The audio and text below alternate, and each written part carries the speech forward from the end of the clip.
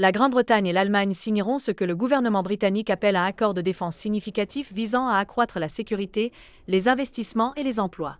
Selon l'accord, la société allemande de défense Rheinmetall ouvrira une nouvelle usine au Royaume-Uni pour produire des canons pour des armes d'artillerie, ce qui créera plus de 400 emplois.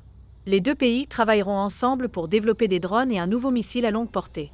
Des avions de surveillance maritime allemands voleront également périodiquement avec les patrouilles de l'Atlantique Nord depuis la base de la RAF à Lossiemouth, en Écosse.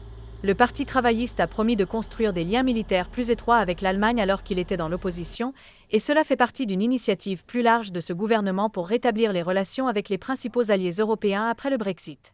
L'ambassadeur allemand au Royaume-Uni, Miguel Berger, a déclaré que la Commission européenne aura un accent très fort sur la défense au cours des 5 prochaines années et qu'il y a de la place pour que le Royaume-Uni soit impliqué. Bien sûr, la question est quel pourrait être le rôle de l'industrie de défense britannique et des capacités du Royaume-Uni dans cet effort commun, a-t-il déclaré à la BBC. Le Royaume-Uni a déjà un pacte de défense avec la France, le traité de Lancaster signé en 2010 par David Cameron et Nicolas Sarkozy, mais c'est le premier avec l'Allemagne. L'Allemagne et la Grande-Bretagne sont les deux plus grands dépensiers en défense en Europe et les plus grands donateurs militaires européens pour l'Ukraine. Le secrétaire à la Défense, John Ely, a déclaré que c'était un moment historique, rapprochant les forces armées et les industries de défense des deux pays. Le ministre allemand de la Défense, Boris Pistorius, a déclaré que l'accord renforcerait l'Europe et l'OTAN. Nous ne devons pas considérer la sécurité en Europe comme acquise, a-t-il déclaré, ajoutant que les projets en cours seront également ouverts à d'autres partenaires.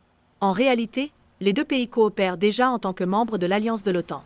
Dans le cadre d'une coentreprise, ils construisent également de nouveaux chars et véhicules blindés pour l'armée britannique, avec Rheinmetall d'Allemagne et RBSL formés par BAE Systems au Royaume-Uni travaillant à produire le véhicule de combat blindé Boxer et le dernier char Challenger 3 à Telford, dans le Shropshire.